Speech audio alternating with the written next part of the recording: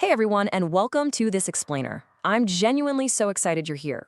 Today, we're diving into something pretty mind-blowing, a 16th century text that honestly feels like it was written specifically for us, right here, right now. We're going to decode a specific Hukamnama, which is a divine command from the Sri Guru Granth Sahib Ji, found on page 877. Now look, we're not here to be preachy or tell you how to live your life. No way. Instead, we're just going to extract some incredibly practical wisdom from this text to help us find some much-needed inner stability. It's really all about using ancient words to solve very modern problems. Okay, let's dive into this. How do we actually find peace in a world that just never stops moving? I know so many of us, especially those of you juggling intense careers, the constant barrage of notifications, that heavy pressure to literally always be on. We're dealing with a culture of nonstop hustle, right? And we all know it leads straight to burnout. We're constantly rushing from one calendar invite to the very next one, just desperately trying to keep our heads above water. But what's fascinating is that this text offers a completely different rhythm, a whole new way to look at our day-to-day reality. Let's start with this foundational idea straight from the text. O Bhava, Gorakh is the Lord of the universe. He is always awake and aware. Now, in this scripture, Gorakh refers to the divine, right? That ultimate sustaining force of the universe. While we're out here getting totally caught up in the exhausting, chaotic rush of our daily routines, stressing over what we forgot to do today or dreading what's coming tomorrow, the text reminds us of a presence that is always awake and aware. It created the earth in an instant and just continuously sustains it. There's honestly a deep, deep comfort in that. It tells us that the universe has a steady pulse, a constant awareness, even when our own minds feel completely scattered all over the place. All right, moving into section 1, redefining your true wealth. In our modern world, we definitely tend to seek validation through our job titles, our salaries, or honestly just how productive we look to our peers. We collect these external markers of success almost like trophies. But the guru flips this completely upside down. He's speaking directly to the spiritual wanderers and yogis of his time, and he actually uses their own tools as metaphors for something way deeper. The guru says, awareness of the Shabad, meaning the divine word or teachings, is my horn. The people hear the sound of its vibrations. Honor is my begging bowl. I mean, look at the powerful imagery here. Traditional yogis would carry a literal horn to announce their presence and a physical begging bowl to collect charity. But the guru takes these physical objects and transforms them into internal states of being. True wealth isn't the physical bowl you hold out to the world, it's the honor and integrity you hold within yourself. Your real announcement to the world isn't some loud noise or a flashy resume, it's the quiet vibration of your internal awareness. Now, what's really interesting about this slide is how beautifully it contrasts with our modern struggle. On one side, we've got the external hustle, chasing status, stressing over that massive upcoming meeting, trying to climb that endless career ladder. But on the other side, we have internal awareness. The guru is teaching us that true honor is an internal state, completely independent of whatever external chaos is happening. If your honor is your begging bowl, then your self-worth isn't determined by a stressful email from your boss or a fluctuation in your bank account. It's an unshakable internal resource. Okay, on to section 2, remembering our hidden blessings. When we get so caught up in the grind, when we've got that tunnel vision staring at our screens and stressing over deadlines, we honestly become totally blind to our environment. We completely overlook the massive, quiet miracles that are literally keeping us alive every single second of the day. Read this line with me. He infused the breath of life into the body and made the lamps of the sun and the moon, but we have forgotten these blessings. That last phrase right there, but we have forgotten these blessings, wow. That is such a profound acknowledgement of the human condition. It's a timeless problem. Even way back in the 16th century, people were taking the absolute miracles of existence totally for granted.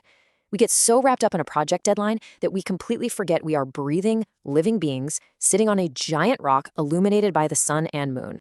Let's just pause here for a second and use this list right from the scripture to sort of recalibrate. The breath of life, the lamps of the sun and the moon, the earth to live and die on. Just really think about that during your busy workday. Next time your heart rate spikes because of a stressful notification, just remember the breath of life flowing through your body. Remember the sun that rose today. This isn't just nice poetry. It's a super practical grounding exercise. By zooming out to these massive, fundamental blessings, the immediate chaotic stressors of our day naturally start to shrink back down to their proper size. Next up, section 3. Choosing your inner circle. Once we've actually grounded ourselves, the text guides us to look at who we're sharing our energy with. Now, the ancient text focuses on spiritual seekers, sure, but the application to our modern necessity of finding your tribe, your mentors, your community, it is incredibly direct. The Guru observes the world and notes, there are so many Siddhas, seekers, yogis, wandering pilgrims, spiritual teachers, and good people. There are countless people out there on their own journeys. But notice the condition here. If I meet them, I chant the Lord's praises, and then my mind serves him. Meeting good people is the catalyst. Encountering those who are grounded, who are seeking truth and living with honor profoundly impacts our own mindset. It literally shifts us out of our self-centered anxiety and into a state of praise and service. So the crucial point is that your environment matters immensely. Who you surround yourself with shapes your mind. If you are constantly sitting in a toxic work environment or just surrounded by negativity, it's gonna pull you under. It just is. But intentionally seeking out good people, like colleagues who uplift you, mentors who guide you, friends who remind you of your hidden blessings, that acts as a literal shield. It orients your mind toward service and positivity, which makes navigating the daily chaos so much easier. Bringing us to Section 4, the Lotus Mindset, Protection in Chaos.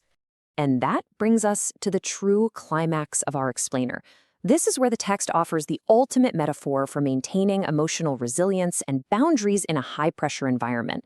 Just take a moment to appreciate this absolutely stunning imagery from the Guru.